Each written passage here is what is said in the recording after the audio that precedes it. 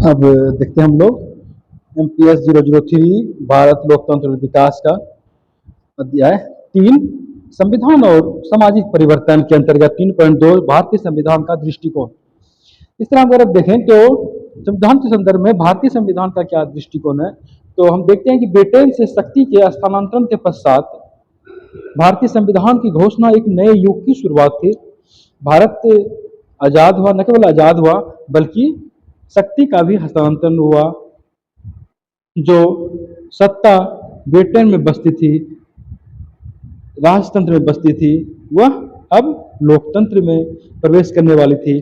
और यही सबसे महत्वपूर्ण दृष्टिकोण रहा कि ब्रिटेन में जो राजतंत्रीय शासन था, जिसके आधार पर भारत का भी शासन व्यवस्था संचालित किया जाता था, उसके स्थान पर गणतंत्रात्मक लोकतंत्र की स्थापना हुई। अर्थात लोकतंत्र की स्थापना हुई, जनता को मत देने का अधिकार मिला, सरकार बनाने का अधिकार मिला। इसके साथ साथ गणतंत्रात्मक लोकतंत्र अर्थात जो देश के संवैधानिक प्रमुख होते हैं, जो देश का पहला व्यक्ति होते हैं, वे निर्वाचित तरीके से पब्लिक के वोट के माध्यम से उनका चयन हुआ, न कि राजतंत्र की तरह राजा का बेटा राजा बनेगा या रानी का शासन होगा, ऐसी बातें नहीं रही। और यहाँ पर जब देखते हैं कि भारतीय संविधान में स्वतंत्रता संग्राम के दौरान बहुत सी अनुभव को हुआ स्वतंत्रता सेनानियों को, और जो जो दिक्कतें हुई, जो जो आकांक्षाएं पाले हुए थे, उन सबों को जो विरासत में मिला, उन सभी आकांक्षाओं को संविधान में स्थान दिया गया। सबों का विकास करने का जो एक चुनौती थी, जो एक लक्ष्य था, जो आकांक्षाएं थी, जो उम्मीद थी, उसे स्थान दिया गया। लोकतंत्र स्थापित किया गया। हर एक देशवासी को लगे कि मेरा सरकार है।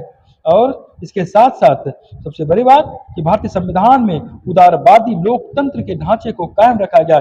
उदारवादी लोकतंत्र अर्थात लोकतंत्र जहां जनता का शासन होगा, वे सरकार का चयन करेंगे, सरकार फिर अपने अधिकार का प्रयोग करके जनता के हित में कानून बनाएगी, उसका पालन करवाएगी। और उदारवादी लोकतंत्र किसको कहेंगे, तो उदारवादी लोकतंत्र का अर्थ हुआ कि उदार छोड़ देना, बाजार को उदार, समाज को उदार बना देना, या एक तरह से कहें तो सरकार की शक्ति को सीमित कर देना। लोगों को अधिकार मिले, साथ ही सरकार की शक्ति सीमित। सरकार की शक्ति तो होगी सरकार को, लेकिन निरंकुश शक्ति नहीं होगी। आर्थिक, सामाजिक, राजनीतिक, संवैधानिक मानदंड द्वारा जो स्थापित जो संस्थाएं होगी, जो संवैधानिक संस्थाएं होगी, जो बनी होगी, वे कार्य करेगी किसके लिए, तो वे कार्य करेगी व्यक्ति के स्वतंत्रता की रक्षा के लिए, व्यक्ति के अधिकारों की रक्षा के लिए, व्यक्ति के विकास के लिए, व्यक्ति के उत्थान के लिए वे सारे संस्थाएं कार्य करेगी। और वे सारी संस्थाएं संवैधानिक मापदंड द्वारा निर्मित होगी, बनाई गई होगी। और यहाँ पर सरकार की शक्ति सीमित हो जाती है। नागरिकों की रक्षा के लिए, नागरिकों की सुरक्षा के लिए, नागरिकों के विकास के लिए तमाम संस्थाएं कार्यरत होती है।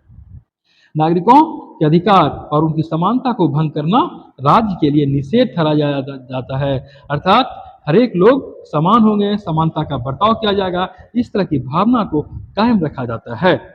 और सरकार की यह नहीं कर सकती जो बुनियादी ढांचे के रूप में होती है कि वह समानता का बर्ताव सरकार नहीं कर सकती है। और यहाँ पर हम यह भी देखते हैं कि किसी भी प्रकार का, जैसे समाज है, तो समाज किसी तरह का भेदभाव नहीं कर सकता, अस्पृश्यता का बर्ताव नहीं कर सकता, अस्पृश्यता का निषेध ठहरा दिया जाता है। हालांकि समान नजरिए से सरकार सबों को देखती है, लेकिन सरकार को इस बात की विशेष छूट रहती है, राज्य को इस बात की विशेष छूट रहती है कि वह जन कल्याण के हित में, जो विशेष करके जो कमजोर वर्ग हैं, उनके हित में, उनके सुधार के लिए वे विशेष कदम उठा सकते हैं। और हम देखते हैं कि दुनिया में आयरलैंड ऐसा पहला देश हुआ जहां कल्याणकारी कदमों को उठाया गया, कल्याणकारी बातों को नीति निर्देशक तत्व में रखा गया। और हम देखते हैं कि अपने देश में भी आयरलैंड के उदाहरणों को अंगीकार किया गया, उसे अपनाया गया, और तमाम कल्याणकारी बातों को राज्य के नीति निर्देशक तत्व में स्थान दिए गए, एक आशा के साथ, एक उम्मीद के साथ कि राज्य की अभी स्थिति अच्छी नहीं है, राज्य की स्थिति ज्यों ज्यों अच्छी होगी त्यों त्यों जन कल्याण के कार्य धीरे धीरे अधिक से अधिक किए जाते रहेंगे।